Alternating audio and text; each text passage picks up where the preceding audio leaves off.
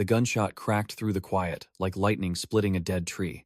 And for a moment, nobody inside the dusty roadside diner moved because the sound was too loud, too close, too wrong for a Wednesday morning in the farming town of Dalton Ridge, Missouri, where the loudest noise usually came from grain trucks rattling past the gas station next door. Sheriff Caleb Mercer was already halfway out of the booth before the waitress finished dropping the coffee pot on the table, his chair scraping across the tile floor as instinct took over. A second shot followed, sharper this time, echoing across the parking lot. Someone screamed outside. The diner went silent, except for the hum of the old soda fridge. Caleb pushed through the door into the morning sun and saw the red pickup truck idling crooked beside Pump 3, driver door hanging open. A man lay on the pavement beside it. Blood pooled under his shoulder and spread toward the oil-stained concrete like spilled paint. Another figure ran toward the highway ditch, a dark hoodie flapping behind him. Caleb didn't even think. He started running. Gravel sprayed under his boots as he sprinted across the lot, adrenaline slamming through his chest the way it had 15 years earlier when he was still a rookie deputy chasing meth cooks through abandoned barns. "Stop," he shouted, though he already knew the runner wouldn't. The man jumped the guardrail and slid down into the weeds beside the road, disappearing between scrub trees and rusted fencing. Caleb reached the guardrail seconds later, but stopped himself from diving into the ditch because he had no backup yet, and the man could still be armed. Behind him, the waitress had come outside, covering her mouth with shaking hands. "Oh my God," she whispered. Caleb turned back to the man on the pavement. It took him 3 steps to realize who it was. Tommy Baines, local mechanic, 38 years old, married, 2 kids. Tommy's eyes were open but unfocused. He was trying to breathe. Each breath rattled like broken glass. "Stay with me," Caleb said, kneeling beside him. "Tommy, look at me." Tommy's lips moved. At first the words were just air. Caleb leaned closer. The smell of gasoline and blood filled the air. Tommy's voice came out in a broken whisper. "It wasn't supposed to." His eyes drifted toward the highway. "Tell her I didn't." Then his chest went still. Caleb pressed 2 fingers against Tommy's neck, though he already knew the truth. Nothing. Just silence. Somewhere down the road, a semi blasted its horn as it passed through town without slowing. 10 minutes later, the first patrol car arrived, siren echoing across Dalton Ridge's quiet streets. Deputy Erica Ruiz stepped out and took one look at the body before turning to Caleb. "What happened?" Caleb didn't answer immediately. He was still staring at Tommy Baines's open eyes. "Someone didn't want him alive," he finally said. By noon, the diner parking lot had turned into a chaotic scene of yellow tape, patrol vehicles, and curious townspeople pretending they had errands at the gas station so they could watch. Dalton Ridge had fewer than 4,000 residents. A daylight murder wasn't just shocking, it was personal. Inside the diner, Caleb sat across from Erica in the same booth he'd been eating breakfast in before the gunshots. The coffee had gone cold. Erica flipped open her notebook. "Witnesses say the shooter came from the highway side," she said. "Hoodie, maybe a man, medium height. Nobody got a good look." Caleb rubbed his jaw slowly. "Tommy say anything?" she asked. Caleb hesitated. Not really. That wasn't entirely true. Tommy had tried to say something, but the words had broken apart before they meant anything. Erica studied him for a second. She'd worked under Caleb for 3 years now, long enough to recognize when he was holding something back. "You know something?" she asked quietly. "No." Caleb's answer came too quickly. Erica didn't press. Instead, she leaned back and glanced toward the parking lot, where the coroner was sliding Tommy's body into a black bag. "Tommy didn't have enemies," she said. "Guy fixed engines and coached Little League." Caleb looked out the window. "Everybody's got something," he murmured. Across town, inside a small 2-bedroom house on Birch Street, Sarah Baines was folding laundry when her phone rang. She answered it with a distracted, "Hello," because she assumed it was Tommy calling from the shop about groceries again. The voice on the other end was not Tommy's. It was Pastor Howard from the church down the street. His voice sounded careful, like someone stepping across thin ice. "Sarah," he said gently, "I need you to sit down." 40 minutes later, the sheriff's office confirmed what everyone in Dalton Ridge was already whispering about. Tommy Baines was dead. Caleb stood outside the diner as the crowd slowly dispersed, the afternoon sun baking the asphalt. He kept replaying Tommy's last words in his head. "It wasn't supposed to. Tell her I didn't." The sentence was incomplete, like a door slammed shut before you saw what was behind it. Erica walked over from the patrol car holding a small plastic evidence bag.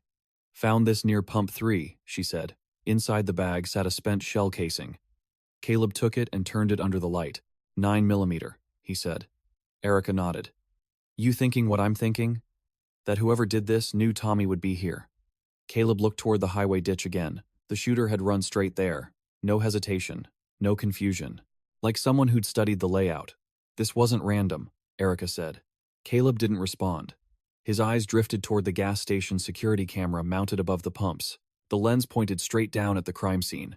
"Let's see the footage," he said. An hour later, they were sitting inside the cramped gas station office with the owner, a nervous man named Dale Whitaker, while the old computer system replayed the morning's recordings. The video showed Tommy pulling up at Pump 3 at 8:41 a.m. He stepped out of his truck and started pumping gas. At 8:42, a black sedan rolled into the lot and parked along the edge near the road. The driver stayed inside for 20 seconds. Then the door opened. A figure stepped out wearing a dark hoodie and jeans. The person walked calmly toward Tommy. No rush. No panic. Tommy turned when he heard footsteps. The video had no audio, but his posture changed instantly. Surprise. Recognition. Caleb leaned forward in his chair. "Pause it," he said. Dale froze the frame. The shooter's face was still hidden by the hoodie's shadow, but Tommy's expression was visible. And it wasn't fear. It was shock, mixed with something else. Something personal. Erica pointed at the screen. They knew each other. Caleb nodded slowly. The video resumed. The shooter raised the gun. 2 flashes. Tommy collapsed. The shooter turned and ran. The black sedan remained parked for a second longer before pulling out of the lot and disappearing down the highway. Erica exhaled slowly. "So this wasn't some random psycho," she said. "Someone came here for Tommy." Caleb stared at the frozen image of Tommy's face again. That look of recognition was bothering him. A lot. "Zoom the car," he said. Dale enlarged the frame as much as the grainy footage allowed. The license plate was blurred, but something else stood out. A sticker on the rear bumper. Caleb felt a quiet pulse of dread in his chest when he recognized it. A faded decal from Dalton Ridge High School's football program, class of 2004. Erica noticed his reaction immediately. "You know that car?" she asked. Caleb didn't answer right away. Because he did. And the realization twisted something deep inside him. The car belonged to someone he hadn't spoken to in almost 20 years. Someone who had left Dalton Ridge after graduation and never looked back. Someone who had every reason in the world to hate Tommy Baines. Caleb stood up slowly. "I need to make a call," he said. Outside the office, he dialed a number he still remembered even after all these years. The phone rang 3 times before a woman answered. "Hello?" Her voice was older now, but still unmistakable. Caleb closed his eyes for a moment. "Rachel?" There was a pause. "Yes. Who is this?" Caleb swallowed. "It's Caleb Mercer." Silence stretched across the line. Then Rachel spoke again, her voice colder. "I haven't heard from you in 15 years. Caleb looked back through the gas station window at the frozen image of the black sedan. "Where's your brother, Rachel?" he asked quietly. Another pause. This one longer. When Rachel finally answered, the calm in her voice had turned brittle. "Why?" Caleb stared at the screen again. "Because someone just killed Tommy Baines," he said. And on the other end of the line, Rachel stopped breathing for a second. When she spoke again, her voice had lost whatever distance she had been trying to keep between them. "What did you say?" Caleb walked farther from the office, away from Erica and the deputies and the people pretending not to stare. The afternoon heat pressed down on him, thick and dirty. Tommy Baines was shot at the diner 10 minutes before 9. We caught a black sedan on camera with an old Dalton Ridge football sticker on the bumper. Rachel exhaled hard, like she had just been punched. "You think it was Jesse?" "I'm asking where he is." "I don't know." Caleb almost snapped back at her, but something in her tone stopped him. It wasn't evasive. It sounded tired, afraid, even. "Rachel, I said I don't know," she replied. Lower now. "He called me 2 nights ago from a number I didn't recognize. He sounded wrong." Caleb leaned against the side of his cruiser. "Wrong? How?" "Agitated. Rambling. Like he hadn't slept. He said he was driving through Missouri. He asked if Tommy still lived in Dalton Ridge." Caleb stared at the highway, while a pickup roared past with a dog hanging its head out the passenger window, oblivious to the body bag that had just been loaded into the coroner's van. "And what did you tell him?" Rachel went quiet. He could hear traffic at her end of the line, maybe city noise, maybe a television in another room. "I told him yes," she said. "I told him Tommy was still there, still married, still running that garage on Route 6. I thought he just wanted to know. I didn't think—" Her voice broke clean in the middle of the sentence. Caleb closed his eyes. 15 years ago, Rachel Cole had been the girl who believed if she held herself together tightly enough, nothing could touch her. Hearing her come apart now unsettled him in a way he didn't want to examine. Did Jesse say why he was asking? He said. He said he was tired of people getting away with things. Caleb's grip tightened on the phone.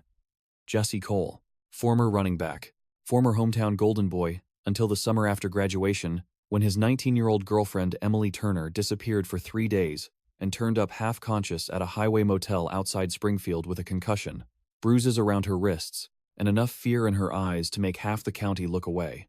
She never gave a full statement. Her father moved her to Arkansas within a month. Jesse swore Tommy and 2 others had taken her from a party while Jesse was passed out drunk in a field, but there had never been enough evidence, only rumors and bloodless local gossip, and a silence so thick it had become the town's second climate. Caleb had been 18, headed for the police academy, and he had done what most of Dalton Ridge had done. He had let the story rot. "When was the last time you heard from Jesse?" Caleb asked. "Last night," Rachel said. "He left a voicemail. I didn't answer. Play it for me. I can send it. Send it now." He hung up and stood still until the text came through. The audio file was 22 seconds long. Caleb hit play. Jesse's voice came through ragged and low, with the thin electrical fuzz of a bad connection. "Rach, don't call back. I mean it. Just, if anything happens, don't let them tell this like he was some good man. Don't let them do that. He ruined people. He ruined her. He ruined all of us." The message ended with a burst of static. Caleb listened again, jaw clenched, and then a third time. Erica stepped out of the gas station office and watched him from a few feet away. "You look like hell," she said. He put the phone in his pocket. "I probably do. You want to tell me why your face did that when you saw the sticker?" Caleb glanced toward the road, then back at her. For a second he considered keeping it buried. But Tommy was dead now, and a buried thing had a way of turning up anyway, usually filthier than before. The car might belong to Jesse Cole. Erica frowned. "Name sounds familiar." "It should. His girlfriend disappeared for 3 days back in 2005. Came back, beat up. There were rumors Tommy was involved." Erica studied him with a sharper kind of stillness. "Rumors. That's all we ever had. You knew Tommy might have done something like that?" Caleb looked at the gas station door, at Dale Whitaker pretending not to listen from inside, at the flickering Pepsi sign in the diner window. "I knew the town whispered it." Erica crossed her arms. "And nothing happened." He didn't answer. She didn't need one. The silence between them filled with its own accusation. 20 minutes later, they were at the Baines house, where every curtain on the block had shifted just enough to prove the neighbors were watching. Sarah Baines sat at the kitchen table with both hands wrapped around a mug she wasn't drinking from. Her eyes were swollen, but she had stopped crying in the way people sometimes do when the shock is still too new for grief to settle into its permanent shape. 2 women from church moved quietly around the kitchen, putting away casseroles no one would touch tonight. Sarah looked up when Caleb and Erica entered. "Did you find who did it?" Caleb took off his hat. "Not yet." It felt insufficient the second it left his mouth. Sarah let out a short, bitter laugh. Tommy said, "If anything ever happened to him, this town would make excuses for it." Caleb felt Erica's eyes shift toward him. "Why would he say that?" Sarah stared at the mug. "Because he thought people judged him." "For what?" Sarah finally looked up. Her face had changed. The grief was still there, but something defensive had come over it, like she had just realized the men standing in her kitchen were not here to comfort her. "He made mistakes when he was younger," she said carefully, "but he wasn't that man anymore." Caleb pulled out a chair and sat across from her. "Sarah, did Tommy know Jesse Cole was back in town?" That landed. Her expression flinched before she controlled it. Erica saw it too. "He is back, isn't he?" Sarah asked. "You tell us," Caleb said. Sarah set down the mug. Her fingers trembled once before flattening against the table. "Tommy got a call yesterday afternoon. He stepped outside to take it. When he came back in, he looked pale. I asked who it was, and he said it was nobody. Then last night, he locked every door in the house twice. He kept looking out the window. Around midnight, he went out to the garage. I heard him moving things around." Erica took out her notebook. "Did he say where he was going this morning?" "He said he needed gas before opening the shop." Sarah swallowed hard. "He kissed our daughter on the forehead before he left. He never did that when she was still sleeping. It felt like..." Her voice thinned. "It felt like he was apologizing for something I didn't know yet." "Caleb, let that sit for a moment. Sarah, I need to ask you something difficult." She nodded once, already bracing. "Did Tommy ever talk about a girl named Emily Turner?" For the first time since they arrived, Sarah's composure fractured all the way through. She looked at him with naked fear, not confusion, recognition. "You need to leave," she said. Erica leaned forward. "Mrs. Baines." I said leave. One of the churchwomen froze at the sink. Caleb stayed seated. Sarah, if Tommy was involved in something back then, and Jesse came back because of it, the only way we protect your kids now is with the truth. Sarah stood up so fast the chair legs scraped the linoleum. My children do not need to hear strangers digging up garbage over their father's dead body. Her voice had risen enough that a little boy appeared in the hallway, clutching the edge of the wall. 7, maybe 8. Tommy's son. His eyes were huge and wet and confused. Sarah's anger collapsed the second she saw him. She pressed a hand to her mouth and turned away. Caleb stood. We'll come back later. On the way out, Erica looked at him like she had a question she was trying not to ask. She waited until they were back in the cruiser. She knows, Erica said. Caleb started the engine. Yeah. And you knew enough to ask the question. He drove past the elementary school without answering. Kids were out on the playground, kicking up dust under a pale blue sky, the ordinary sound of their shouting almost offensive against everything else. Erica kept going anyway. What really happened in 2005? Caleb's hand stayed fixed on the wheel. He could tell her the official version, the one in the thin sheriff's office file that said, no suspects, no charges, insufficient evidence. Or he could tell her the version he still saw some nights when sleep thinned out and the old guilt crawled back up. The bonfire by Miller's Creek. Tommy laughing too loud. Jesse stumbling drunk after losing a fight. Emily trying to pull him toward the truck. Tommy saying, let her stay. He can't even stand. Caleb had not seen Emily taken. That was the truth he hid behind. But he had seen enough. He had seen Tommy corner her near the tree line with Darnell Pike and Robbie Voss. Had seen the frightened angle of her shoulders. Had seen her mouth form Caleb's name from 50 feet away before Tommy slung an arm around him and steered him toward another cooler of beer with the easy threat of boys who understood exactly how much silence was worth in a small town. Caleb had left that party before midnight. 3 days later, Emily Turner surfaced, and Caleb told himself he hadn't known enough to stop it. He told himself that for years. I was there that night, he said finally. Erica turned toward him. At the party? Yeah. Did you see something? The road stretched ahead in a ribbon of fading blacktop and heat shimmer. Caleb took a breath that felt like dragging broken boards out of mud. Not enough to testify to, enough to know I should have done more. Erica stared at him for several seconds. So Tommy died today, she said slowly. And you're telling me this town let a girl get destroyed because nobody wanted to burn down the football team and the sheriff's son's best friends? Caleb's jaw tightened. That's not unfair. No, it isn't. She looked out the window, anger rolling off her in quiet waves now instead of heat. You should have told me sooner. I know. You should have told somebody 20 years ago. That one he didn't answer at all. They found Jesse's black sedan 3 hours later, behind the abandoned feed mill, on the edge of town, hidden beneath a stand of cottonwoods, where teenagers used to drink and throw beer bottles at rats. The car was empty. The engine was cold. Erica moved in with her weapon drawn while Caleb circled toward the driver's side. Inside the vehicle, they found a half-empty bottle of water, a crumpled motel receipt from Jefferson City, a map torn from an old road atlas, and a 9mm magazine under the passenger seat with one round missing. No gun, no Jesse. But in the trunk there was something worse. A cardboard banker's box taped shut with silver duct tape. Caleb cut it open with his pocket knife. Inside were photocopies, old newspaper clippings, handwritten notes, and a cassette tape in a plastic case labeled in block letters, Emily, do not lose. Erica crouched beside him. Jesus. Caleb flipped through the papers.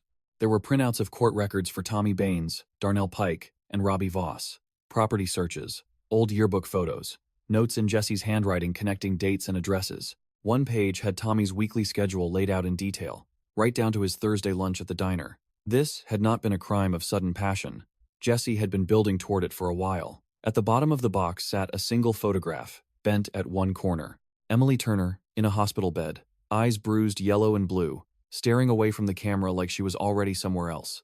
On the back, in faded pen, someone had written, "This is what they did." Caleb lowered the picture slowly. The cottonwoods creaked overhead. Erica's voice softened for the first time all day. "Did you know it was this bad?" "No," Caleb said, and meant it. He had known enough to be ashamed, but not enough to picture the exact shape of the damage. That made him feel worse, not better. They took the box back to the station. Dalton Ridge County Sheriff's Office occupied a brick building with cracked front steps and fluorescent lights that made everyone look half dead even on their best day. Caleb carried the evidence room key in one hand and Emily's photograph in the other. He couldn't stop looking at it. Her face was young, 17, still carrying that open, hopeful softness some girls had before the world showed them what it was willing to take. He heard the front door slam and looked up. His father, retired Sheriff Walter Mercer, came in wearing a feed store cap and the expression of a man who already knew more than he was supposed to. At 71, he moved slower now, but authority still sat on him like an old coat that fit better than anything else. "Heard about Tommy," Walter said. "Town's in an uproar." Caleb set the photo down. "Why are you here?" Walter's gaze drifted to the evidence box. His face tightened almost imperceptibly. "Because folks are already talking about Jesse Cole, and when old stories start walking around again, this town gets stupid." Erica stood near the desk with her notebook in hand, not pretending to be elsewhere. Walter noticed her, then looked back to Caleb. "Maybe we keep the old dirt separate from the murder until you know what you've got." Caleb stared at him. "That's your advice?" Walter lowered his voice. "My advice is not to torch 3 families on rumors from 20 years ago while a shooter is still loose." Caleb picked up the photograph and held it out. "You ever see this before?" Walter glanced at it, and then away too quickly. Caleb felt something inside him harden. "You did." Walter said nothing. Erica looked between them, sharp and silent. "You knew," Caleb said. Walter's mouth flattened. "I knew there were photographs. I knew Emily's daddy didn't want a trial if the girl had to take the stand. I knew the prosecutor said we didn't have enough for charges." Caleb took a step toward him. "And that was enough for you?" "It had to be." "No," Caleb said, voice rising. "It was easier." The air in the station seemed to shrink around them. Walter glanced at Erica again, suddenly aware that this was no longer a private inheritance of shame passing neatly from father to son. "Watch yourself," he said. Caleb laughed once, sharp and humorless. "That the line now? Watch myself?" Walter's old authority cracked just enough for anger to show through. "You think you're the only one who carries this? You think I don't remember that girl? That case ate half this county alive. Her daddy wanted out. The Turners left. The evidence was mud. And if you're about to tell me you had more than you gave, then maybe you ought to ask where your own courage was back then." That landed exactly where Walter meant it to. Caleb felt it like a nail driven into old wood. Erica stepped in before either man moved any closer. "Enough," she said. "We have a homicide, a missing suspect, and a box full of evidence that suggests motive. That's what matters in the next hour." Walter adjusted his cap, breathing a little heavier. "Do your job, then." He turned and headed for the door. Just before leaving, he stopped without facing Caleb. "Town's saying Tommy was trying to make something right this past year. You might want to figure out what that means before you decide he deserved a bullet in a parking lot." Then he walked out. The station stayed quiet for several seconds after the door shut. Erica looked at Caleb. "Your father always make a room feel smaller?" "Pretty much." She exhaled and tapped the evidence box. "We need the cassette digitized. We need to locate Darnell Pike and Robbie Voss. And we need to figure out what Tommy was trying to make right." Caleb nodded, the old anger still moving through him like bad liquor. "Darnell's in county rehab in Cape Girardeau, last I heard. Robbie works construction outside Street Lewis. And Emily Turner?" Caleb stared at the photograph again. "Arkansas? Maybe. Her family vanished off everybody's map." Erica wrote quickly, then paused. "One more thing." "Yeah? If Jesse killed Tommy because of what happened to Emily, half this town is going to call it justice." Caleb looked at the dim hallway leading back to the holding cells, the peeling paint, the sheriff's office seal that needed replacing. "And the other half? They'll call it revenge. Same facts, different guilt." Night fell hard over Dalton Ridge. By 8:30, the courthouse square was mostly dark, except for the streetlights and the neon beer signs glowing in the windows of Mac's Tavern. That was where Caleb found Tommy's old friend Darnell Pike had unexpectedly not gone to rehab after all. Darnell sat alone at the end of the bar with a club soda and a face that looked carved out of old weather. At 40, he appeared 60. Caleb slid onto the stool beside him. "You heard?" Darnell nodded once without looking over. "Whole town heard. You want to tell me why Tommy was scared last night?" Darnell kept his eyes on the mirror behind the bar. "Because Jesse called him." "How do you know?" "Because Tommy called me after." Caleb felt his pulse kick up. What did Jesse say? Darnell's reflection met his in the mirror. That he was done waiting. Mac the bartender drifted farther down the counter, wisely pretending not to hear. Caleb leaned in. "Darnell, we found Jesse's car. We found the file he was building. If there's something else, now's the time." Darnell laughed softly, and there was no humor in it. "You mean now's the time because Tommy's dead, and the old rules changed." Caleb let that one pass. "Did Tommy confess anything to you?" Darnell finally turned on the stool. His eyes were wet, whether from grief or booze history or both. Caleb couldn't tell. Tommy confessed every damn thing to me 5 years ago when he got sober for 6 months and started seeing Jesus so hard it scared his wife. Caleb held still. The jukebox in the corner clicked to the next song, some old country ballad about regret that felt almost obscene in its timing. He said they took Emily to scare Jesse, Darnell said. Said Tommy wanted to teach him a lesson for mouthing off all summer. Said it got out of hand. Caleb's voice came out flat. Who's they? Tommy. Robbie. One other guy. Who? Darnell looked down at his soda. Tommy never said the name out loud, but he didn't have to. Caleb felt a cold line move through his spine. Did Tommy ever go to the police? No. He talked about it. Then he talked himself out of it. Said Sarah was pregnant. Said the kids needed him. Said digging it back up would only hurt more people. Darnell gave a hollow smile. Funny how men always call it mercy when the truth costs them too much. Caleb sat with that for a second. What was he trying to make, right? Darnell rubbed a hand over his mouth. Money. What? Anonymous cashier's checks, sent to a P.O. box in Little Rock that Tommy said belonged to someone connected to Emily. He'd been sending them for months. Caleb thought of Walter's words. Trying to make something right. Not confession. Not accountability. Payment. The cheap theology of guilty men. Did Jesse know? Caleb asked. Maybe. Maybe that's what set him off. Maybe he thought Tommy was buying forgiveness. Darnell stood slowly, knees stiff. Sheriff, you want the truth? Tommy was scared because for the first time in his life he knew being sorry might not save him. Outside the bar, the square sat under a low moon and a breathless sky. Caleb stood on the sidewalk after Darnell left, feeling the weight of the town around him like it had gathered close to listen. Across the street, the church bell rang 9 times. He thought about Sarah at the kitchen table, about Tommy kissing his sleeping daughter's forehead, about Emily in that hospital bed, about Jesse driving across state lines with a box full of years he couldn't bury. His phone buzzed. Erica. He answered immediately. We got something off the cassette, she said. Her voice was tight. Get back here. Caleb was already moving toward the cruiser. What is it?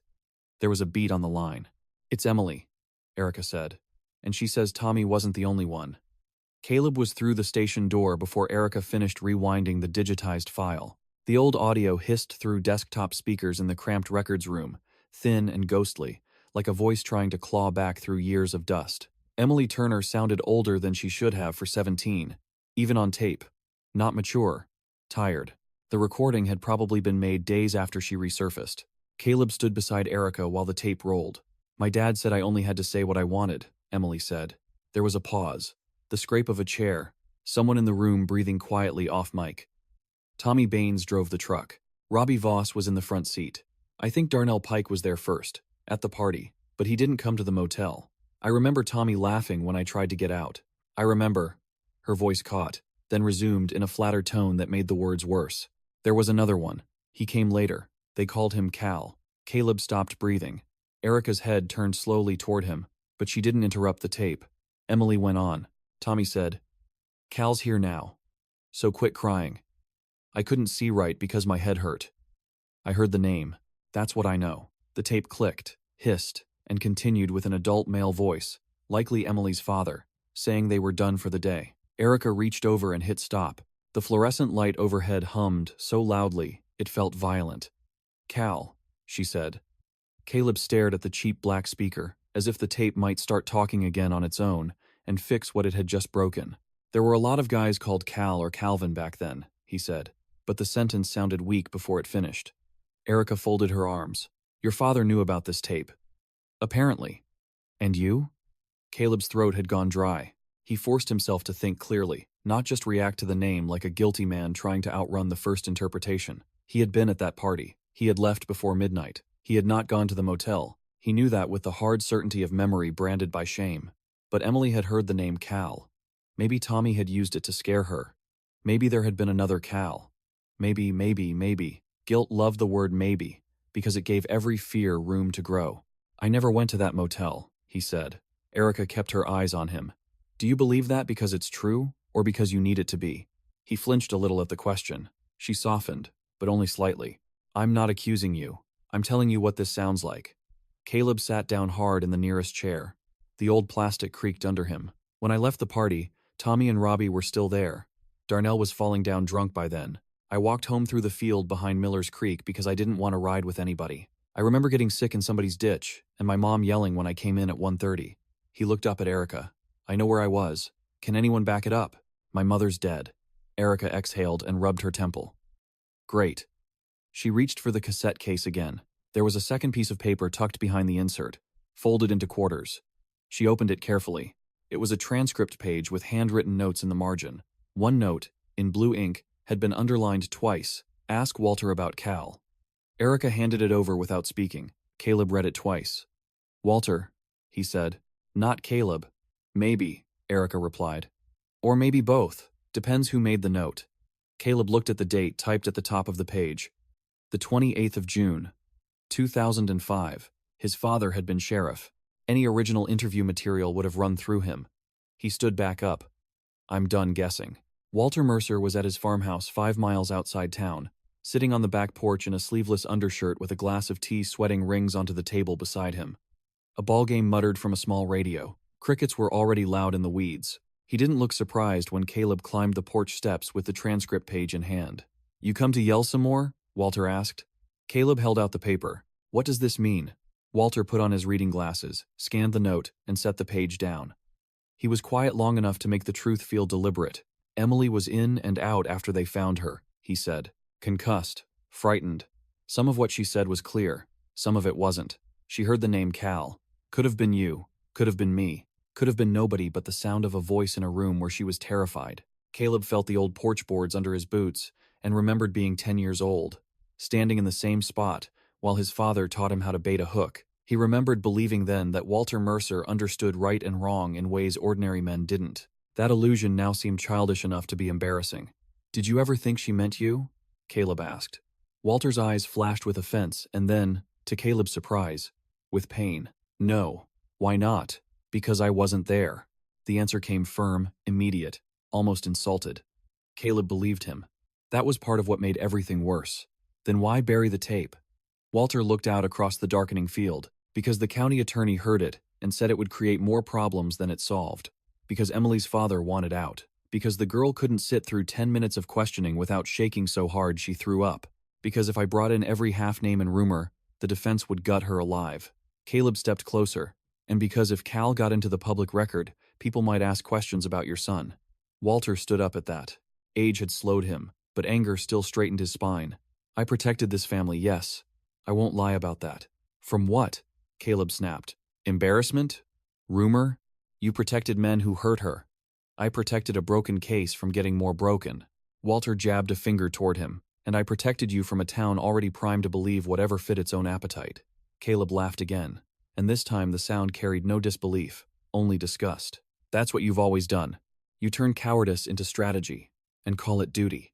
Walter's face hardened. You want pure heroics? Go back 20 years, and be the one who stands up at that party. You weren't exactly charging into the dark yourself. The words hit like a fist because they were true.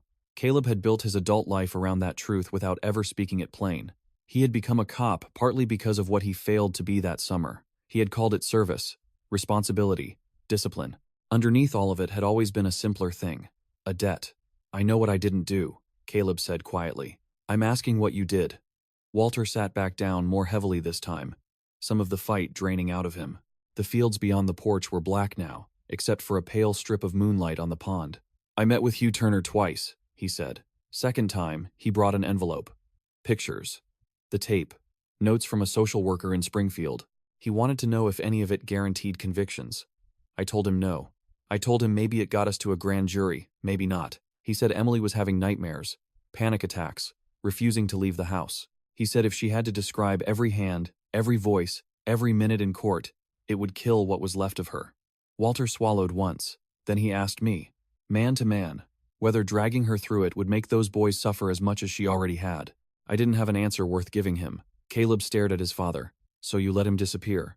I helped him leave quietly. And the evidence? Held back. Logged part of it. Not all. That admission landed with a dead weight Caleb could physically feel. Jesus Christ. Walter nodded once, almost to himself. Yeah. For a moment neither of them spoke. The radio on the table announced a pitching change in Street Louis. Somewhere down in the pasture, a calf let out a thin, lonely noise. Caleb thought of all the years between then and now. All the breakfasts, funerals, parades, and church picnics that had happened under the shared agreement that certain stories were done because the town couldn't afford to tell them. He suddenly hated the place with an intimacy that only came from having loved it first. "Jesse killed Tommy," he said. "Maybe. Maybe not." Walter looked up. "Don't get blind on that point. A man can deserve reckoning and still not get killed by the one you expect." That warning stayed with Caleb on the drive back into town. It should have sounded evasive, another older man protecting the architecture of silence. But it didn't. It sounded like instinct, like Walter had learned long ago that certainty was where investigations went to die. Back at the station, Erica was on the phone with Arkansas, trying to trace an old P.O. box and the Turners' last known address. She covered the receiver when Caleb came in. "Sarah Baines just called," she said. "She wants to talk. Alone." "About what?" "Wouldn't say." Caleb glanced toward the clock. It was almost 11. "Where is she?" "At the house. Kids are with her sister." He was halfway back out the door when she added, "And Caleb? Don't go in there trying to make Tommy into something simple." Sarah answered the door in a gray sweatshirt and bare feet, her face washed clean of makeup and public composure. The house smelled like cold coffee and food no one had eaten. The church casseroles lined the counter like sad little monuments to helplessness. She led Caleb to the living room without offering him a seat. Tommy's hunting trophies hung on the wall above the television. On the mantel sat framed family pictures from school photos and summer lake trips, and one Christmas card where Tommy's smile looked broad and easy enough to fool a stranger. Sarah stayed standing. "I found something after you left," she said. She held out a small brass key. "Safety deposit box. First State Bank." Tommy kept it hidden in a tackle box under the workbench. Caleb took the key. "Why give it to me now?" Sarah crossed her arms tightly, as if she were holding herself in place. "Because I lied earlier. I knew about Emily." "How much?" "Enough." She looked toward the dark kitchen. "Not details. Never details. But 5 years ago, Tommy got drunk in the garage and said he had done something unforgivable when he was young. He said a girl's life got broken, and he kept pretending church and fatherhood and coaching Little League made him a new man. He cried. Tommy never cried. I thought he was finally going to tell the sheriff. Instead, he asked me if I believed God forgave the worst things men do. Caleb felt his stomach turn. "What did you say?" Sarah gave a thin, pained smile. "I said I didn't know, because I'd never been married to the worst thing a man could do." He slept in the garage for 2 nights after that. She sat down at last on the edge of the couch, suddenly looking exhausted enough to fold in half. He started sending money somewhere after that. I found the bank records, cashier's checks. I asked if he was paying blackmail. He said no, he was trying to stop one. "Who's blackmail?" He never said. Caleb looked at the key in his palm. "What's in the box?" "I think a letter, maybe more." Sarah lifted her eyes to him. "Did Jesse kill him?" "I don't know yet. Tommy thought he would." "Why?"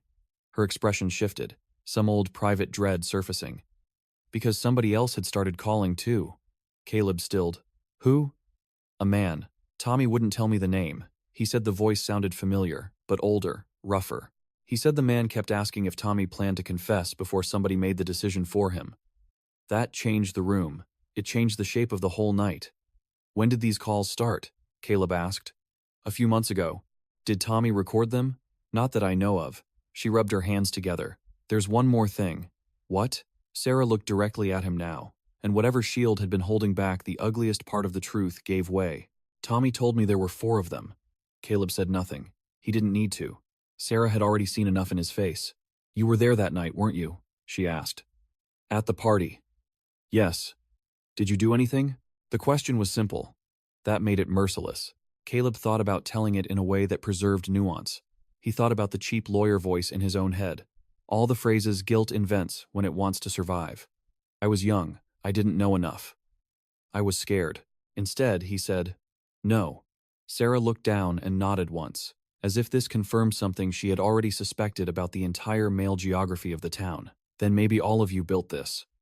On the drive to the bank, Caleb could not shake the sentence. Maybe all of you built this. Not just Tommy. Not just the men who laid hands on Emily. The ones who watched. The ones who minimized.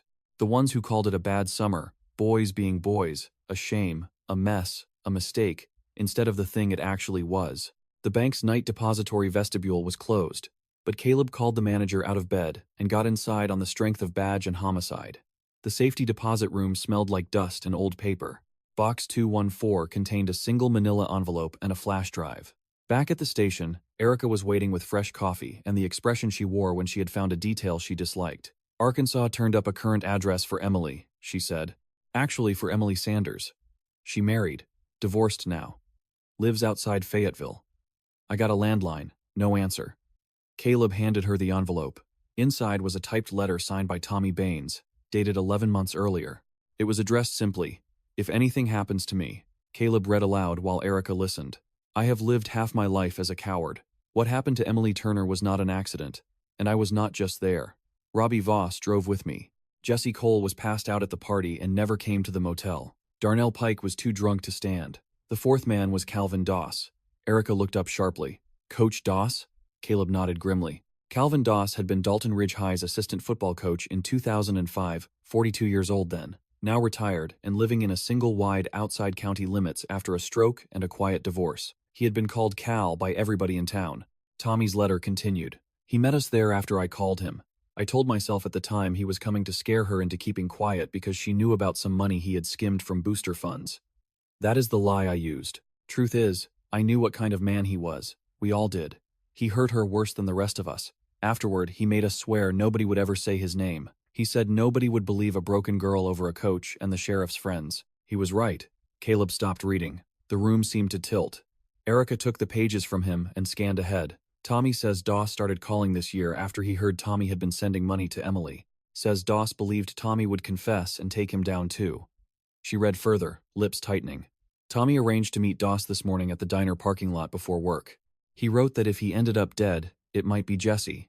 But if Jesse never got the chance, it would be Doss." Caleb felt the blood rise in his face. Doss. Erica was already moving for the radio. "I'll put out the bolo." "Wait." He took the last page back. At the bottom, Tommy had added a handwritten note. "Sarah, I know sorry is insultingly small. Tell the kids I loved them honestly, even if I lived dishonestly." Caleb stared at the line, hating it for how human it was. Erica made the call. Patrol units went looking for Calvin Doss's old green Ford Ranger and got nothing back for 20 minutes. Then Deputy Mills radioed in from the edge of town. Doss's truck had been spotted behind the shuttered livestock auction barn near Route 17. Caleb and Erica got there first. The barn rose out of the dark like a black ship run aground, its corrugated metal sides sighing softly in the wind. One yellow security light over the loading dock flickered on and off. Caleb drew his weapon and moved with Erica along the wall. Through a cracked side door came the low scrape of movement, and then a voice. Male, older, talking to someone or to himself. Caleb held up a hand, listened, then pushed the door wide. Inside, moonlight striped the dirt floor through gaps in the siding. Calvin Doss stood near the cattle chute with a revolver in his right hand, and Jesse Cole on his knees 10 feet away, wrists zip-tied, face bloodied, breathing hard. Doss turned at the sudden light, his left leg dragged slightly from the old stroke. "Sheriff," he said, almost conversational. "Took you long enough." Jesse looked up, eyes blazing under a split brow. "He shot Tommy," he rasped. "He set me up." Erica shifted left for a cleaner angle. "Drop the gun, Calvin." Doss smiled with one side of his mouth. "Funny thing about towns like this. Everybody thinks the sin lives in the boys, never the men who teach them how." Caleb kept his weapon steady. "Tommy wrote your name down." Tommy grew a conscience when it got convenient. Doss nudged Jesse's shoulder with the barrel.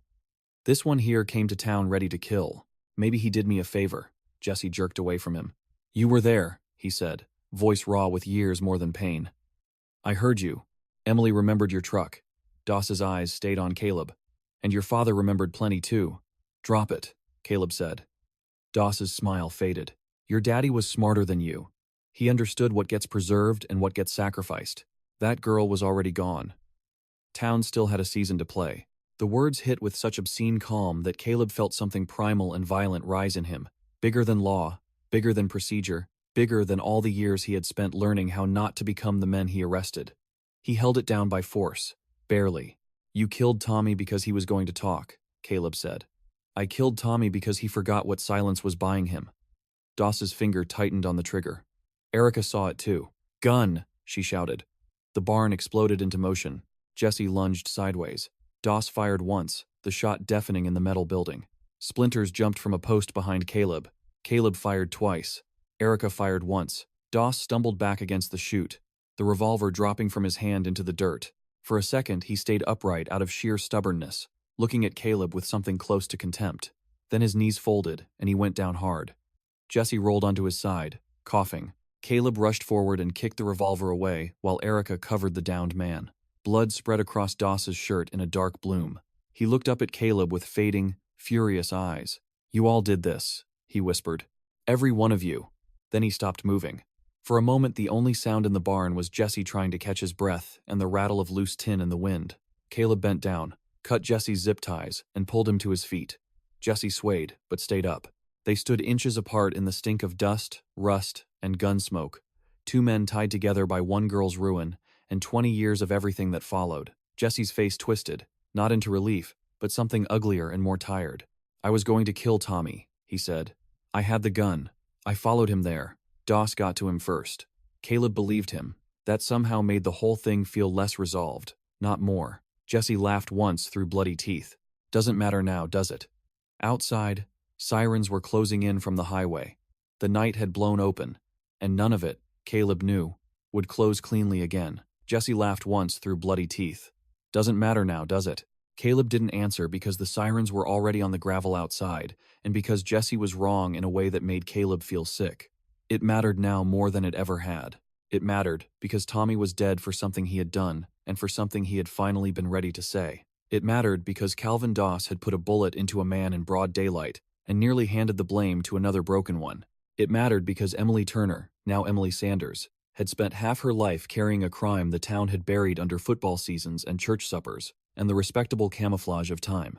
Deputy Mills and 2 county units came through the barn doors with flashlights and rifles, their beams slicing across the dust. Erica was already kneeling by Doss's body, checking for a pulse she did not expect to find. "He's gone," she said. Caleb holstered his weapon and turned to Jesse. "You need medical." Jesse wiped blood from his mouth with the back of his hand and stared down at Doss like he wanted one more shot after death itself. "I need a cigarette. You need a paramedic." "Fine." But he said it the way men say fine when they mean nothing of the sort. 20 minutes later, the livestock auction barn had become a second crime scene, lit by emergency strobes and boxed in with yellow tape. Jesse sat on the back bumper of an ambulance while an EMT cleaned the cut over his eye. Caleb stood a few feet away with Erica, watching him. "He came here to kill Tommy," Erica said under her breath. "That's still attempted murder, at minimum, depending how much we can prove." Caleb nodded. "Yeah. You gonna charge him tonight?" He looked at Jesse's slumped shoulders, at the motel dust still dried into the knees of his jeans, at the hollow way he seemed to be folding inward now that the rage had nowhere obvious to go. "Probably not tonight," Caleb said. "He's not running anywhere." Erica studied him. "That's mercy." "No," Caleb said. "It's triage." She accepted that with a slight tilt of her head. After a pause, she added, "You okay?" It was a ridiculous question, but not an empty one. Caleb took a breath and watched it leave in the cool edge of the night. "No. Good. I'd be worried if you were." That almost pulled a laugh out of him, but not quite. Walter arrived 15 minutes later, not because anyone had called him, but because Dalton Rich had always carried news to him the way a creek carried trash after a storm. He pulled up in his old truck, stepped under the floodlight glow, and took in the scene with one long look that landed first on the body bag under the barn awning, and then on Jesse by the ambulance. Caleb met him halfway across the gravel. "You need to go home," Caleb said. Walter ignored the instruction. "Doss? Dead." Walter nodded once, and whatever history he had with the man disappeared behind the same iron reserve he had used for years to survive his own compromises. "And Jesse?" "Alive." Walter's eyes shifted toward the taped-off barn entrance. "So Tommy named Doss." "He did." "Then it's over." Caleb stared at him. "No." Walter frowned slightly, either at the answer or at his son's tone. "The shooter's dead. The truth's out. Far as towns like this go, that's as close to over as you get." Caleb stepped nearer, lowering his voice so the deputies wouldn't hear, though maybe some part of him wanted them to. "You really still think that? After all this?" Walter glanced away toward the black fields. "I think people need something they can survive. That sentence is why we're standing here." Walter's jaw tightened. "Careful." "No. I'm done being careful." The words came with a force Caleb had spent years pressing down. "You taught me law was supposed to be what stood up when people didn't. Then you spent 20 years proving the opposite." Walter's face changed, not into anger this time, but into something more naked and therefore harder to look at. "You think I don't know that?" he said quietly. Caleb stopped. They could hear Jesse arguing weakly with the EMT behind them, saying he didn't need stitches, only ice. Somewhere farther off, a deputy laughed too loud at something unfunny, the reflexive laughter people used around death when they were trying to prove it had not entered them yet. Walter spoke again. "There are things I did because I was weak," he said. "There are things I did because I was afraid of what a trial would do to that girl. There are things I did because half this county was made of men ready to tear her apart before admitting who they rooted for on Friday nights." He looked directly at Caleb.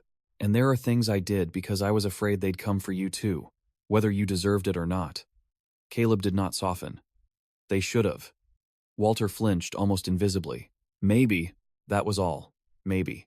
The simplest admission between them in years, and it did not repair a thing. By 2 a.m, the station felt overrun by paper, statements, stale coffee, and the particular exhaustion that came from a case breaking wide open all at once. Jesse sat in interview room 2 with an ice pack against his face and refused a lawyer for the moment, though Erica had warned him 3 separate times that he was an idiot. Caleb sat across from him with the recorder on between them. The room smelled like cheap cleaner and old drywall. Jesse looked older in fluorescent light than he had in the ambulance. Not just tired, eroded. "Start with today," Caleb said. Jesse leaned back slowly, staring at the ceiling for a second, before he began. "I drove into town yesterday afternoon, parked at the motel off the highway. I watched Tommy's garage till dark. He went home around 6. I sat in the car with the gun for another hour and did nothing because every version of it in my head looked stupid once I was actually there." He dropped his eyes to the table. "This morning I followed him from his house, saw him pull into the diner lot. Before I got out, Doss's truck rolled in from the other side." Caleb kept his voice even. "You recognized him?" "Yeah." Jesse laughed bitterly. "Hard to forget the man who spent half your senior year telling you to man up, while he was circling your girlfriend like a vulture." "Caleb, let that sit a beat. What happened?" "Doss got out first. He walked up to Tommy like they were meeting for coffee. They argued. I couldn't hear through the windshield. Then Doss pulled the gun and shot him." Jesse swallowed. "I froze. I had a gun in my hand and still froze. Story of my life. Then, he looked straight at my car, like he knew I'd be there. He came over before I could even start it, opened the door, hit me with the gun, dragged me out, zip-tied me, and shoved me in his truck. Said if I'd had more discipline 20 years ago, none of this would have happened." Caleb wrote that down. "He took you to the barn." "Yeah." He kept talking the whole drive. About Tommy getting soft, about money, about how women remember things wrong when they want attention. Jesse's hands curled into fists on the tabletop. He said Emily remembered his truck, so he'd known for months Tommy was close to talking. "Did he say why he didn't kill Tommy earlier?" "He said he was waiting to see if Tommy had the nerve to do it himself." Jesse's mouth twisted. "Guess he got tired of waiting." Caleb switched off the recorder after another 20 minutes of details, many of them small and ugly and entirely believable. When Jesse finally asked for a lawyer, Caleb ended the interview and stood. Jesse looked up. "You gonna arrest me?" "Eventually, probably." Jesse nodded as if he had expected no less. Then after a silence, he said, "Did she know I came back?" "Rachel did." "No, Emily." Caleb hesitated. "I don't know yet." Jesse stared at his cuffed hands. "If you talk to her, don't tell her I came here for justice. That word's got too much perfume on it. Tell her I came here because I never figured out how to live after what happened." Caleb stood there a second longer than he needed to. "That won't be the whole story." Jesse looked up with bloodshot eyes. "No, it won't." At dawn, after barely 40 minutes of sleep on the office couch, Caleb called Arkansas again. This time, Emily Sanders answered. Her voice was low and guarded, the kind of voice that had learned how to survive unexpected calls by giving away nothing at first. "Yes? Miss Sanders, this is Sheriff Caleb Mercer in Dalton Ridge, Missouri." The line went so quiet he thought for one terrible second she had hung up. Then she said, "I know who you are." He looked at the dim station window, where the first gray light of morning was flattening the courthouse lawn outside. "I figured you might. If this is about Tommy Baines, I saw the article online." Her tone remained controlled, but a pulse of strain moved beneath it. "He's dead, yes. Then why are you calling me now?" He had rehearsed versions of this in his head, careful, procedural, compassionate. All of them sounded false once he heard her actual voice. "Because the man who shot him is also dead. Because we recovered a statement Tommy left, naming the others involved. Because I think you deserved that truth years ago, and because I'm sorry it's coming from me now." Emily did not respond for several seconds. When she finally did, her words were precise. "You were at the party.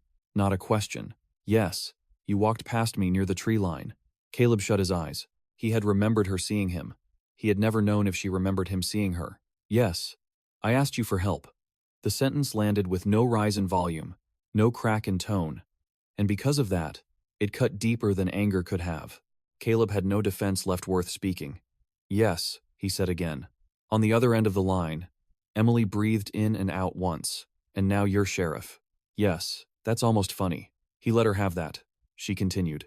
I made that tape because my father thought maybe if I couldn't do court, I could at least leave something. Then we left. Every few years, someone from back there would call with some little update. Robbie drank himself stupid. Darnell got saved. Tommy sent money. Jesse never married. Like I was supposed to build meaning out of how badly the men aged. Her voice sharpened at last. Do you know what my life actually was? Caleb sat down slowly at his desk. No, he said.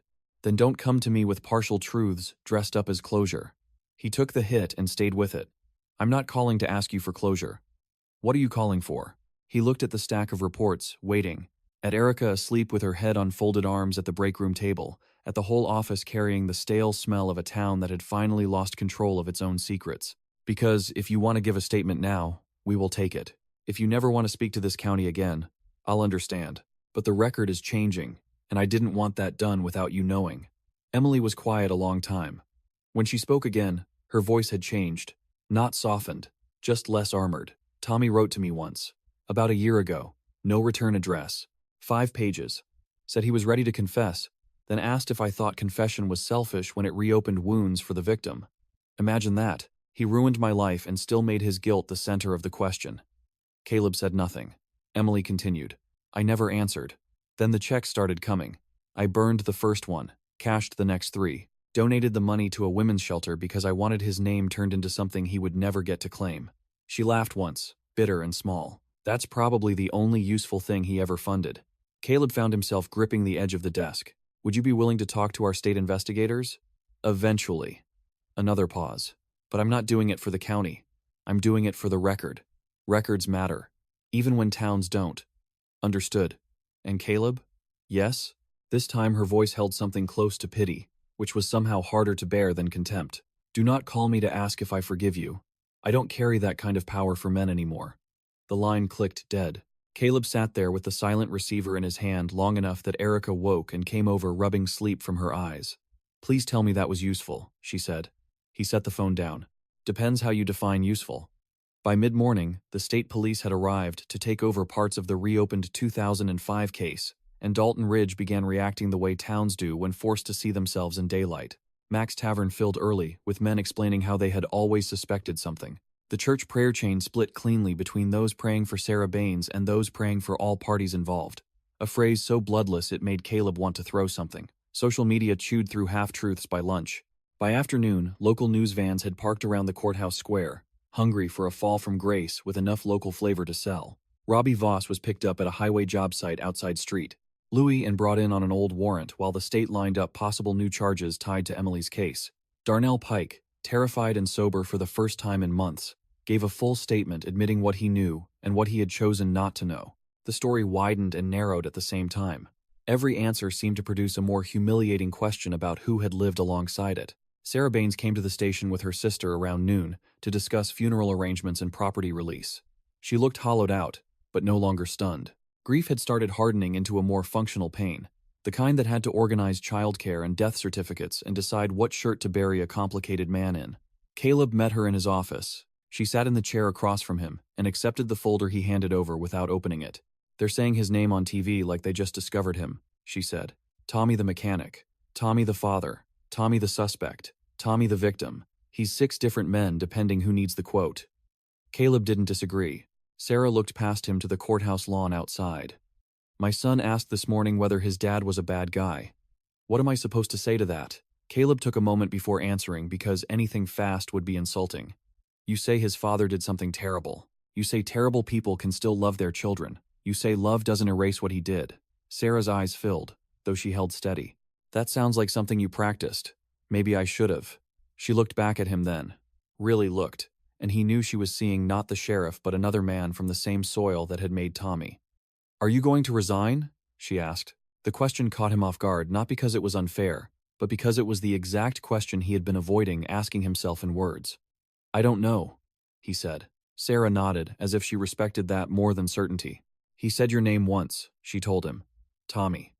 A few months ago. Said Caleb was the only one who ever looked like he knew he'd crossed a line just by standing there. Tommy said that kind of guilt either turns a man honest or turns him into a better liar. He wasn't sure which one you became. She stood with the folder in hand. Maybe neither, maybe both. After she left, Caleb sat alone in the office and let the question hang there. Neither. Both. The courthouse clock outside struck 1. He thought about quitting because the badge suddenly felt contaminated by inheritance and failure, and the accumulated rot of an institution that had chosen convenience when it mattered most. He thought about staying because leaving at the moment of exposure had its own kind of cowardice to it, another retreat dressed up as principle.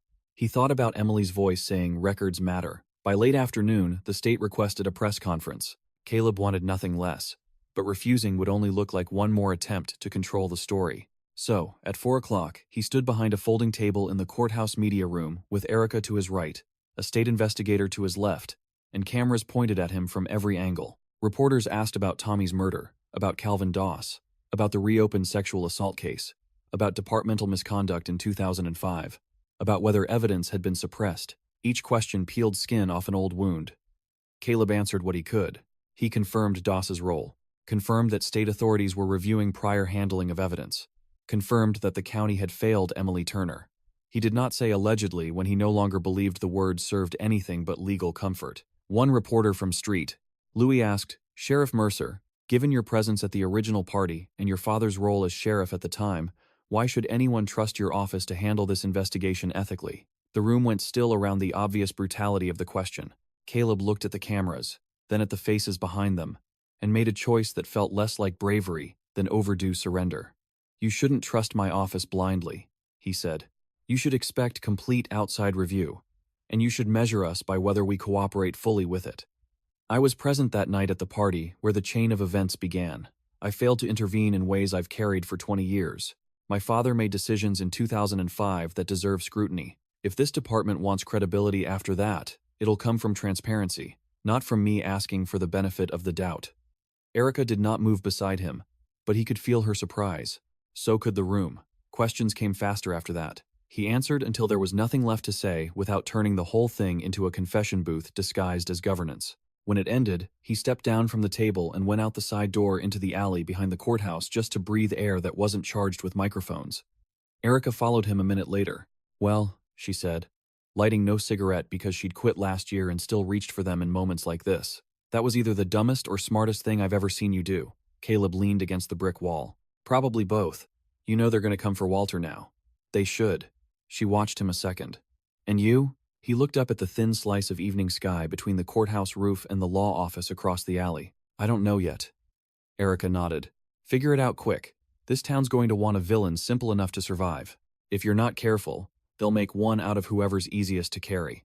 The statement stayed with him into the evening, as the square filled with satellite vans and gossip and the kind of collective nerves that made even ordinary traffic sound agitated.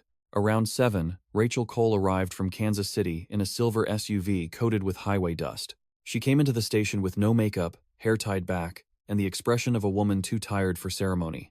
Jesse was in holding now on weapons charges and pending further review. Rachel asked to see him before talking to anyone else.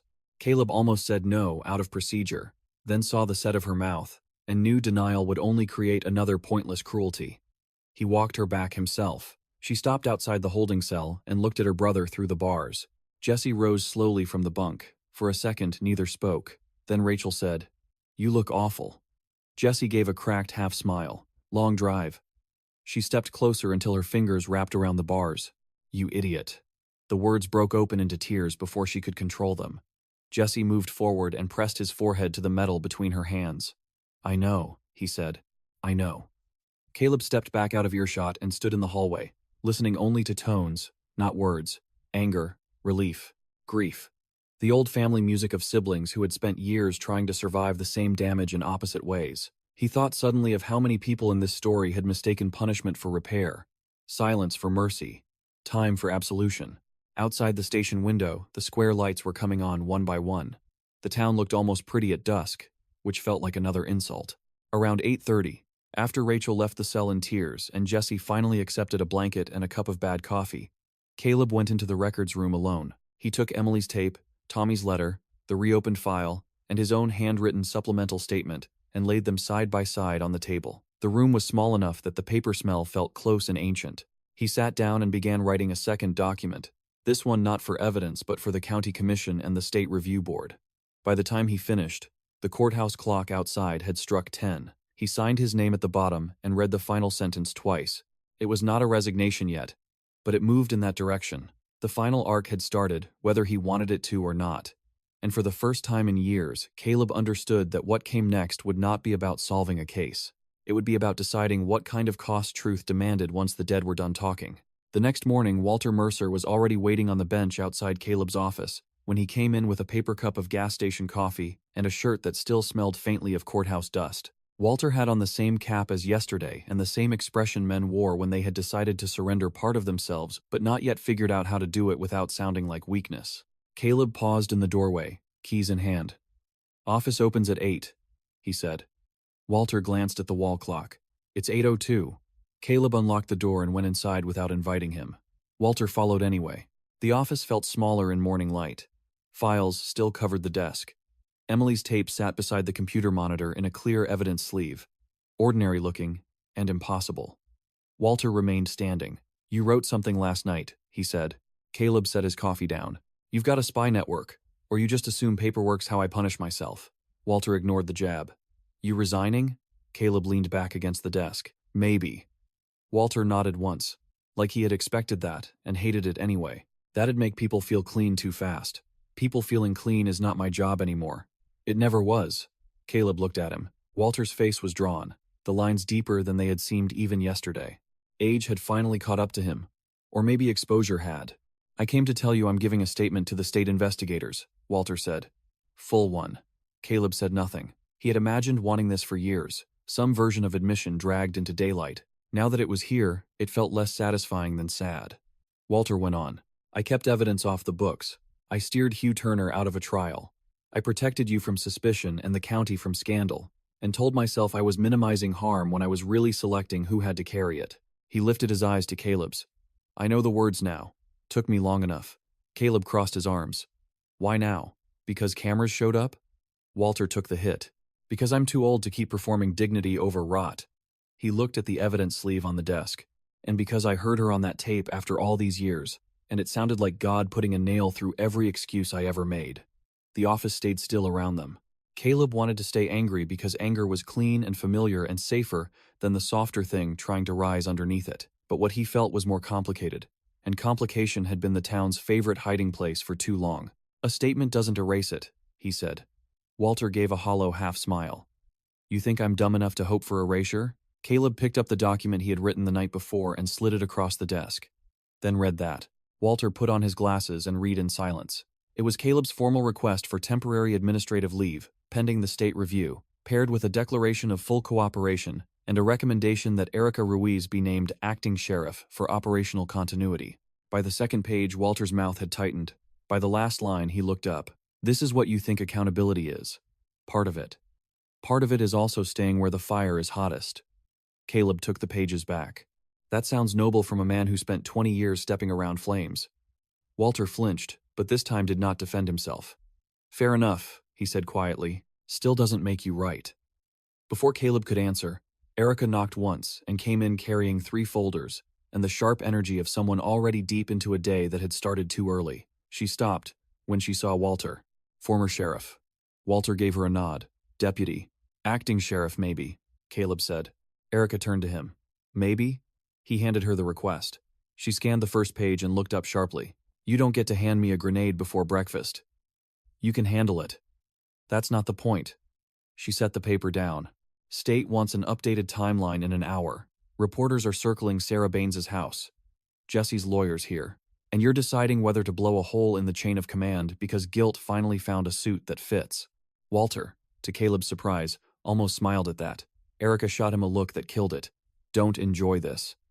She turned back to Caleb. "I'm not saying don't take leave. I'm saying don't do it as theater. Do it because it serves the case and the county." Caleb rubbed a hand over his face. He had not slept enough to think cleanly, and every option seemed infected by motive. "What do you think serves it?" he asked. Erica considered him for a second. Stay through Tommy's funeral and the first state handoff. Then step aside publicly with a clear reason. Anything else looks reactive. Walter nodded. She's right. Caleb gave him a flat look. You don't get a vote. No, Walter said. I really don't. By noon, the courthouse lawn had turned into a little carnival of satellite trucks, folding chairs, and opinion. Dalton Ridge had learned the names it had kept buried, and people were sorting themselves into the positions that made survival feel possible. Some blamed Calvin Doss because dead men were convenient containers. Some blamed Tommy alone because 4 names were harder than 1. Some blamed Jesse because revenge let decent citizens avoid asking what they had tolerated first. The only people who seemed to understand the full shape of it were the ones least interested in speaking. Sarah Baines did not hold a press conference. Rachel Cole refused every camera. Darnell Pike arrived at the station with a lawyer and left through the back, gray-faced and sober as stone. Robbie Voss, hauled in from street. Louis, in county transport, looked less like a villain than a man who had been rotting from the inside for years and had finally lost the privilege of calling it bad luck. Caleb sat in on the first hour of Robbie's interview because he needed to hear the voice that had once laughed at the bonfire. Robbie wore shackles and a county-issue windbreaker over a stained t-shirt. He wouldn't look at Caleb at first. Then he did. Recognition moved across his face in a slow, painful way. You, Robbie said. Yeah, Caleb replied. Robbie laughed under his breath. Whole damn ghost parade. The state investigator, a woman named Lena Bouchard, with a clipped Baton Rouge accent, and no interest in anyone's local mythology, asked the questions. Robbie resisted for 20 minutes, then cracked, not in some dramatic cinematic collapse, but in the ugly, ordinary way people do when the lies have outlived their usefulness.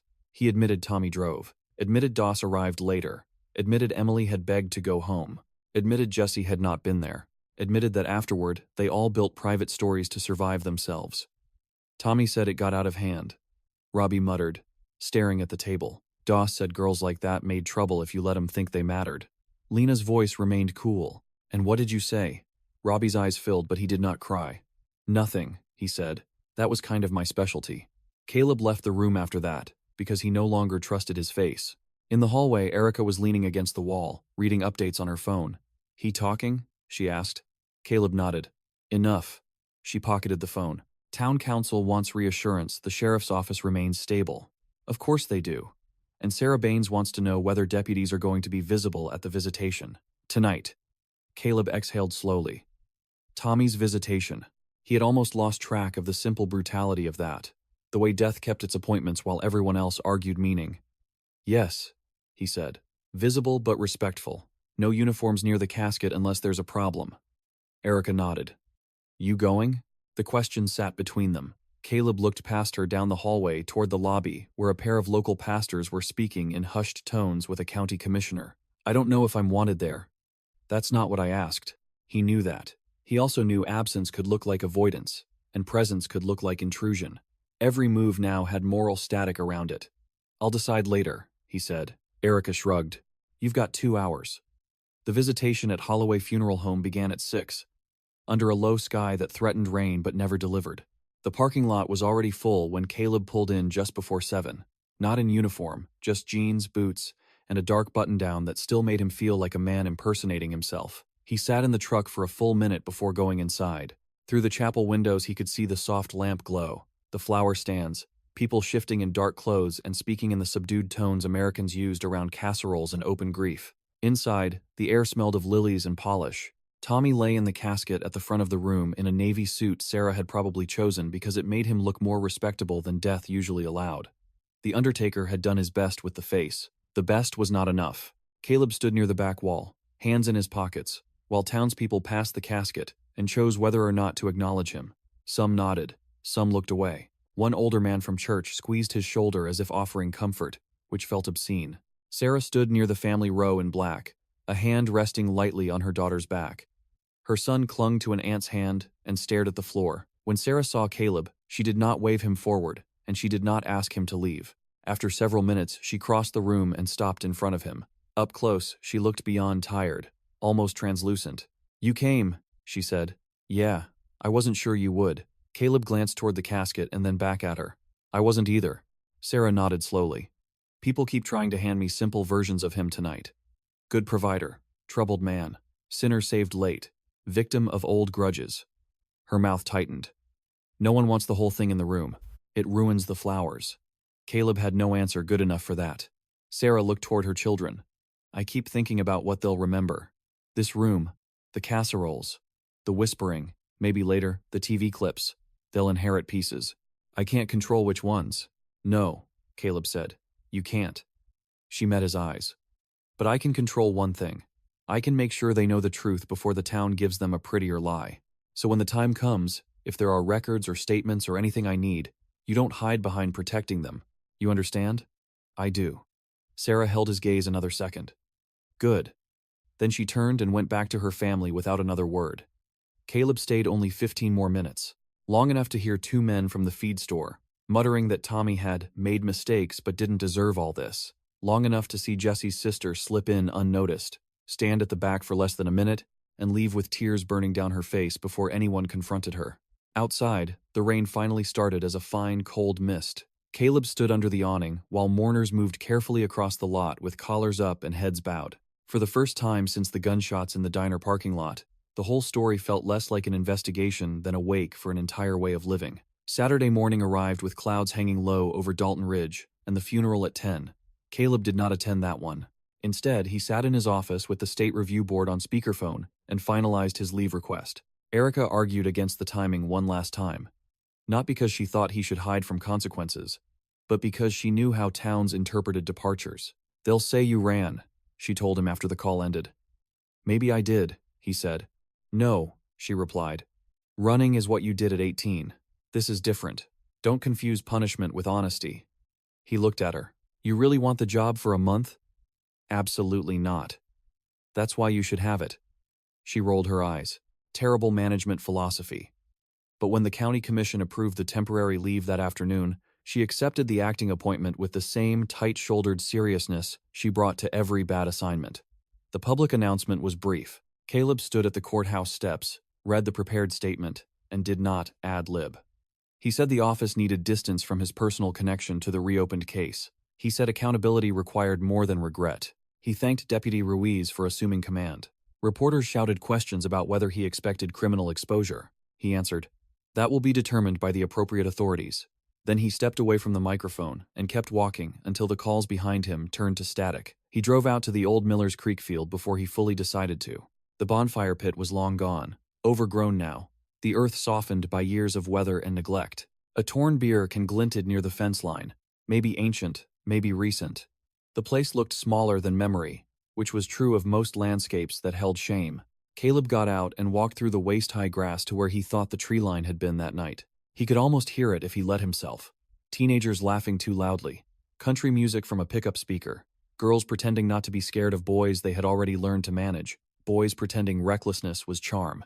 He stopped where he imagined Emily had stood and let the memory come, without arranging it to spare himself. Her face pale in firelight, Tommy's hand at her elbow, the flicker of panic when she saw Caleb, the brief direct look, "Help me," or something so close to it he had no right to split hairs. Then his own eyes dropping first. He stood there until rain dampened his shoulders, and the whole field blurred into gray. When his phone rang, he almost ignored it. It was Lena Bouchard. "Need you back in town," she said. "Emily Sanders is here." Caleb turned toward the truck. "What?" "She drove in from Arkansas with an advocate this morning. She wants to give her statement in person."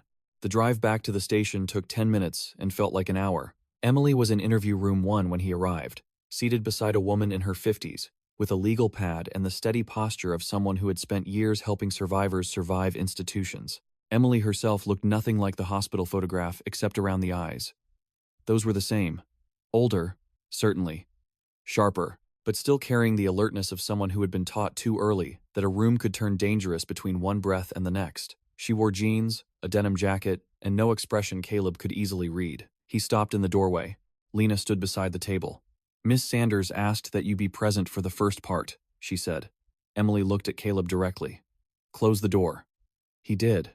No one sat for a second. Then Emily motioned toward the chair opposite her. "Sit." Caleb sat. Her advocate remained silent. Lena stood back with folded arms. Emily studied him in a way that felt almost forensic. "You look different than I imagined." Caleb nodded once. "Older, hopefully." "Not what I meant." Her gaze did not leave his. "I imagined someone who either became exactly like them or spent his life trying not to. You look like both things hurt. He let out a breath. That's fair. Emily leaned back slightly. I'm not here to save you. Let's get that clear. Understood. I'm here because my silence became one more useful object for people who didn't earn it. She rested a hand on the table. It trembled once. Only once. I'm going to give a statement about what happened. I'm going to say their names. I am going to put Calvin Doss back into the record, where he belonged from the start. And then I'm going home. Caleb swallowed. Okay. She was quiet for a moment, then asked, why did you call me before the press conference? The question was simple, but he understood what sat inside it. Why then? Why from you? Why, after 20 years? He answered without ornament because ornament had caused enough damage already. Because for once I didn't want the town to get to you before the truth did. Emily held his eyes. That's the first useful thing you've done for me. He accepted that too. Then, because the room already contained more truth than it had any right to, he said, I've wanted to tell you I'm sorry since I was 18. Emily's face did not soften. Neither did it harden. I know, she said. That's not the same as hearing it. Caleb felt the pulse in his throat. I'm sorry I saw enough to know, and still walked away. The room stayed still. Emily's advocate glanced down at her notes, giving them the privacy of not watching. Emily spoke after several seconds. Good. Now you've said it. She drew in a measured breath. Do not ask for anything in return. I won't. She nodded once.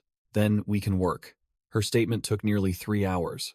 There were breaks when her hands shook too hard to hold the paper cup. Breaks when she stared at the cinderblock wall and said she needed a minute because memory did not move in orderly sequence no matter how much official forms wanted it to. But she kept going. She named Tommy, Robbie, Calvin Doss. She named the fear, the motel room, the smell of cigarettes and old carpet, the truck she remembered, the voice that told her no one would believe her. She did not embellish. She did not perform pain for anyone's moral satisfaction. She simply placed the truth into the record with the force of a person reclaiming authorship over the worst chapter ever written about her. When it was done, the room felt scraped bare. Emily signed the statement. Lena signed. The advocate signed. Caleb, present but not leading, signed as witness. Emily stood, gathering her jacket. At the door, she paused and turned back to him. This doesn't fix anything, she said. I know, but it does end one lie. Yes. She studied him one last time. Sometimes that has to be enough for a day. Then she left. Caleb watched through the front window as she crossed the parking lot under a clearing sky and got into a dark blue Subaru with Arkansas plates. She did not look back. He stood there until the car disappeared past the square. Erica came up beside him, silent for a moment. How'd it go? Like truth, Caleb said. Expensive. That evening the rain finally cleared completely, leaving Dalton Ridge washed out and strangely bright under a pale sunset.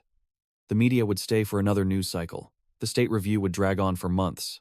Walter would give his statement and watch the last of his public honor come apart in county minutes and whispered church conversations. Jesse would face charges for the gun, for intent, maybe more.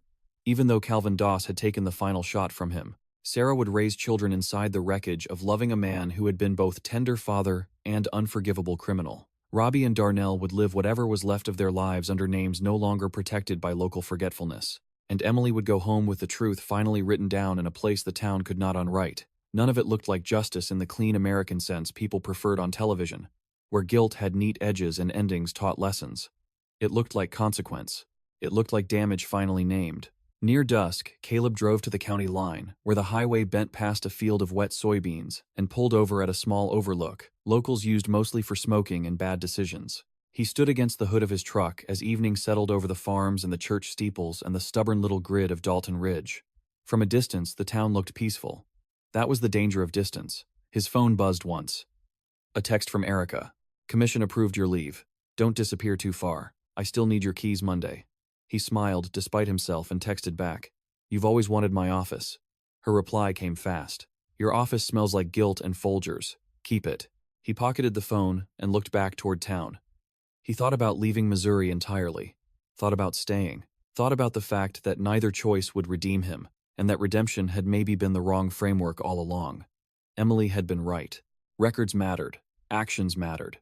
Asking to feel forgiven was just another way of centering the man who failed. The sun dropped lower, turning the wet fields bronze. Caleb got back in the truck and started the engine. He did not know what his life would look like after the leave, after the review, after the town decided whether it needed him or only a cleaner story. But for the first time in years, he understood that uncertainty was not the same thing as escape. He put the truck in gear and headed back toward Dalton Ridge, toward the station where his name still sat on the door for a little while longer, toward the people who would have to live with the truth, now that it was finally out, and toward whatever form of responsibility remained when peace was no longer available, and the only honest thing left was to keep driving into the consequences.